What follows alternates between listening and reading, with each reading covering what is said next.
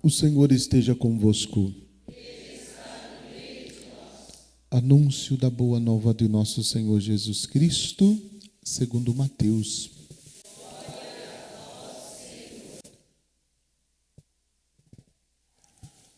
Naquele tempo, vendo Jesus as multidões, compadeceu-se delas, porque estavam cansadas e abatidas como ovelhas que não têm pastor. Então disse aos seus discípulos: a messe é grande, mas os trabalhadores são poucos. Pedi, pois, ao dono da messe que envie trabalhadores para a sua colheita. Jesus chamou os 12 discípulos e deu-lhes poder para expulsarem os espíritos maus, para curarem todo tipo de doença e enfermidade. Estes são os nomes dos 12 apóstolos. Primeiro, Simão, chamado Pedro, e André, seu irmão. Tiago, filho de Zebedeu, e seu irmão João. Felipe e Bartolomeu, Tomé e Mateus, o cobrador de impostos. Tiago, filho de Alfeu e Tadeu. Simão, o zelota, e Judas Iscariotes, que foi o traidor de Jesus. Jesus enviou estes 12 com as seguintes recomendações: não deveis ir aonde moram os pagãos, nem entrar nas cidades dos samaritanos, e diante das ovelhas perdidas da casa de Israel. Em vosso caminho anunciai: o reino dos céus está próximo. Curai os doentes, ressuscitai os mortos, purificai os leprosos, expulsai os demônios. De graça recebestes, de graça deveis dar. Palavra da salvação. As palavras do Santo Evangelho perdoem os nossos pecados. Podem sentar um pouquinho.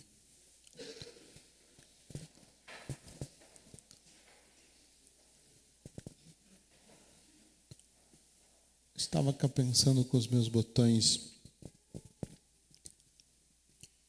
Quando o nosso Senhor sente compaixão das pessoas, vendo as multidões, compadeceu-se delas. Nosso Senhor tem uma intenção no coração muito precisa. E Ele chamou os discípulos, né? Como Marcos vai dizer, chamou os que Ele quis e os enviou para anunciar o reino, mas também para aliviar o sofrimento e a dor das pessoas, da qual Ele se compadeceu. E talvez a frase que nos intriga também é: a messe é grande e os trabalhadores são poucos. Desde quando Ele disse até os dias de hoje, parece que não mudou muita coisa, né? Ontem eu dizia, nossa paróquia tem 32 comunidades. Pouquinho, né? Bem pouquinho. Se rezar uma missa por noite, ainda não dá para rezar uma missa em todas elas, uma vez por mês. Porque o mês só tem 30 dias. Sobra 2. E eu dizia, tanta coisa na paróquia que eu ainda gostaria de fazer. Ainda assim, no sentido não que não vou fazer mais, mas é que, né, sozinho a gente não dá conta. Né? E nosso Senhor nos chama. Nosso Senhor nos chama para estar com Ele. E a primeira vocação que Deus despertou no coração de todos nós é a vocação à santidade. A vocação à santidade.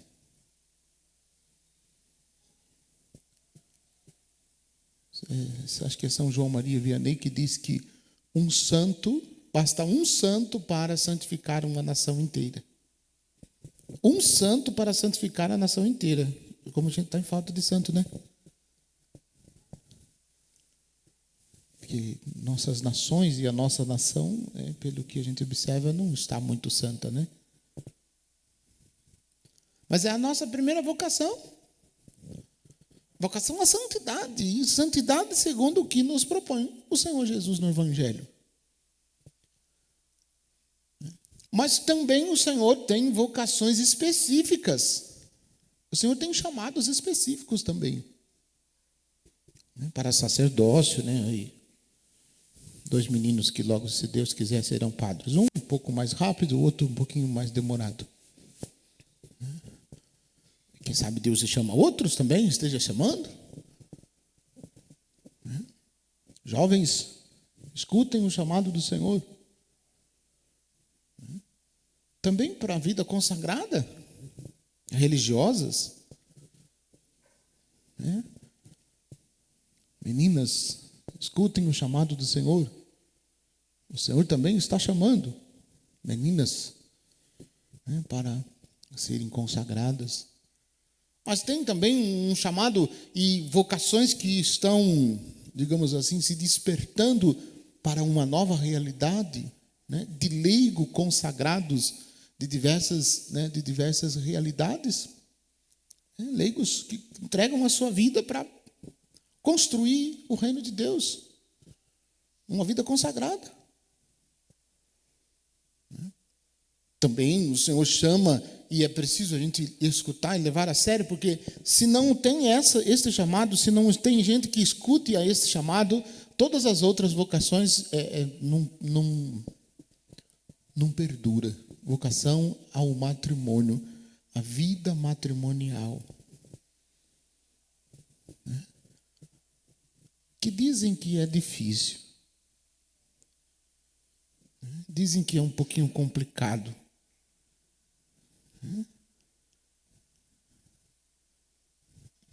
Mas não é impossível. Não é impossível. O Senhor penetra até a parede para mudar o coração das pessoas, não é tão difícil. E é preciso dizer que vocês que têm e que vivem o sacramento, vivam santamente a vocação, porque é também da vocação matrimonial que nasce todas as outras vocações. Não sei se você sabe, mas padre não dá em árvore. Padre nasce de uma família. Seria bom se o padre desse em árvore, Já conhece a árvore aí, caísse padre. Mas não é. Nasce na família. E quando a família é uma família que busca Deus e tem uma vivência profunda dos ensinamentos, certamente nasce vocações na família. Mas Deus chama também para outro rumo. Às vezes a gente não tem uma família tão certinha, Você fala assim, nossa, mas vai sair gente, vai sair vocação da minha família, padre. Minha família é tudo torta. Mas Deus suscita. Deus chama. Deus chama. Às vezes a gente reza, mas a gente desconfia. A gente reza para que o Senhor chame vocações. Aí quando o Senhor chama numa casa, uma família que tem só um filho, o pai e a mãe não querem deixar. Porque tem só um filho, quer receber neto, não quer deixar ir para o convento, não quer deixar ir para o seminário.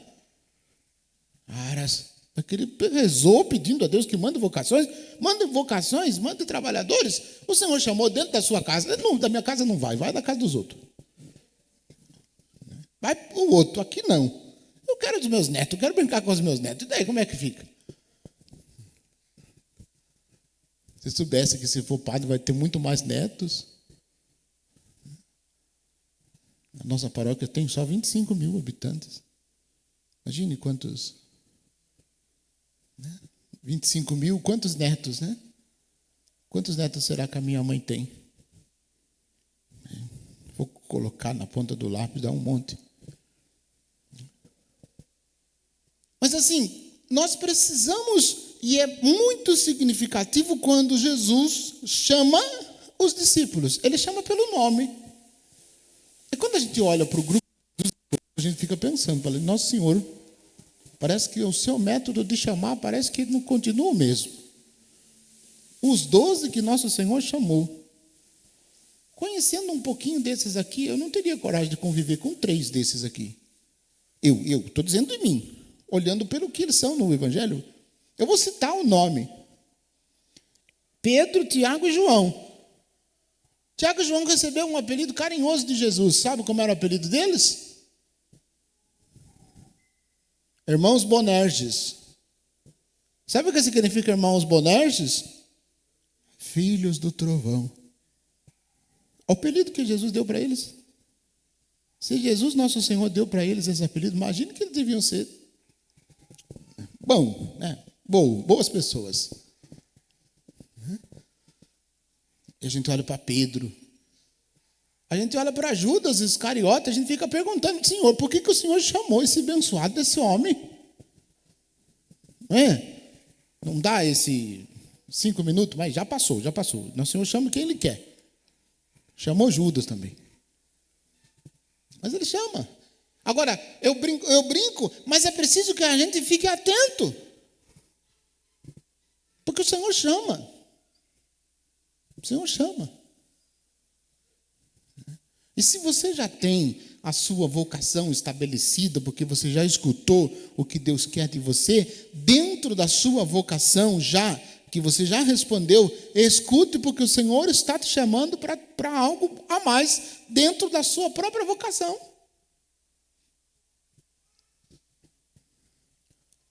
O Senhor está contando com você para realidades de dentro da sua vocação que você está disfarçando.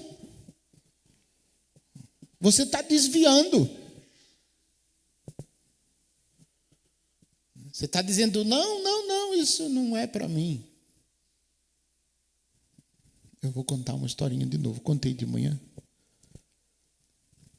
Quem já ouviu, escuta de novo como se fosse a primeira vez. Uma senhora lá na igreja, muito piedosa, ia na missa, participava de todas as missas. Um dia o padre mandou um recado lá: estamos precisando de pessoas para nos ajudar na equipe de liturgia. A senhora, distinta, sentada lá no banco da igreja, dizia: isso não é para mim. A semana seguinte, novamente, um outro convite: estamos precisando de pessoas para nos ajudar na catequese. A distinta senhora sentada no banco da igreja dizia: isso não é para mim. Estamos precisando de pessoas para nos ajudar com os jovens da paróquia. A distinta senhora sentada no banco da igreja dizia: isso também não é para mim. Estamos precisando de pessoas para nos ajudar com as equipes de músicas. A distinta senhora sentada no banco da igreja dizia: isso também não é para mim. E assim foram feitos vários convites. E a resposta foi sempre a mesma. Um dia a senhora morreu. E sabe-se lá Deus como foi para o céu. Chegou lá no céu, São Pedro foi procurar uma pessoa para fazer uma missão. Pediu lá que alguém se apresentasse.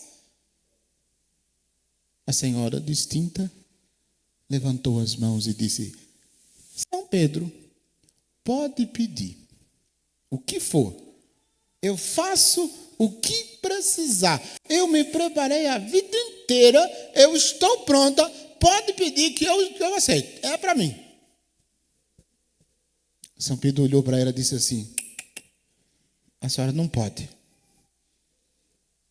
Mas por que não, São Pedro? Eu me preparei a vida inteira. Agora que chegou a minha vez de fazer a minha missão, São Pedro está dizendo: que negócio é esse? Eu vou falar com o nosso Senhor, vou chamar Jesus. Disse: não, pode chamar. A senhora não pode. Ela perguntou: mas por que não pode, São Pedro? Eu me preparei a vida inteira. São Pedro disse para ela assim: é porque no céu não tem banco.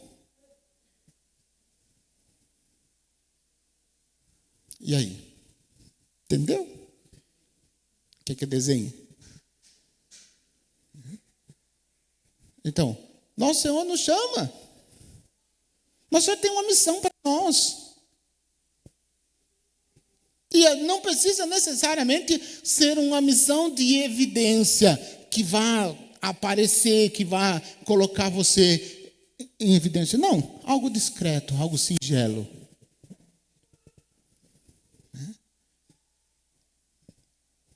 Simplesmente para ajudar que o reino dele continue acontecendo. Simplesmente para isso. O que não é tão simplesmente assim, né? Ajudar para que o reino dele continue acontecendo. Ele te chama. Se você já disse o seu sim na vocação específica que o Senhor te colocou, o Senhor pede de você algo a mais. O que você precisa fazer a mais? De onde você precisa sair? De onde você precisa desinstalar-se?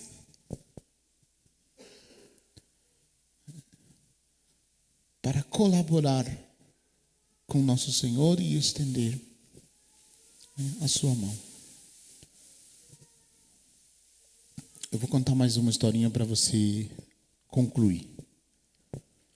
Um padre, amigo meu, foi para a Alemanha e nessa passagem para a Alemanha ele foi para visitar algumas igrejas antigas, igrejas históricas. Ele se deparou com uma situação que deixou ele um tanto quanto intrigado, ficou cafifado com a situação que ele viu. Ele observou uma igreja, o crucificado não tinha braços e não tinha pés. E ele ficou pensando, por que o crucificado dessa igreja não tem braço e não tem pés? E ele chegou perto daquela imagem para verificar e tentar entender o porquê que aquela imagem não tinha pés e não tinha braços. E aí ele chegou perto, tinha uma inscrição, uma plaquinha colocada no pé da cruz, que dizia assim: eu preciso dos seus braços, eu preciso dos seus pés. Aquela igreja tinha sido bombardeada em período de guerra, e com o bombardeio, as bombas derrubaram os braços e os pés do crucificado. E o pároco daquela igreja decidiu deixar o crucificado daquela maneira, sem os braços e sem os pés. O que chocava as pessoas era a frase: eu preciso dos seus braços, eu preciso dos seus pés. Para ficar mais interessante, diga isso para o seu vizinho da direita e da esquerda. Jesus precisa dos seus braços, Jesus precisa dos seus pés.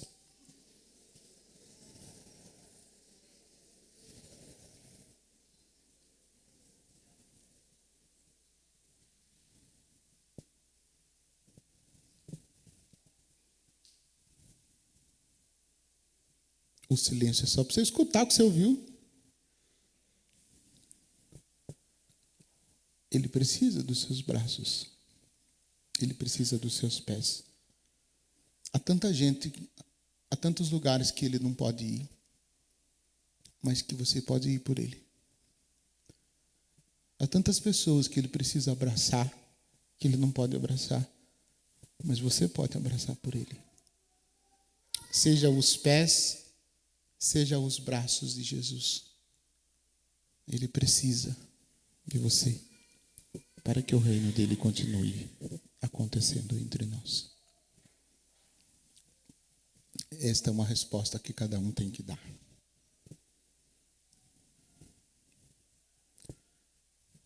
Pense nisso com carinho. Louvado seja nosso Senhor Jesus Cristo.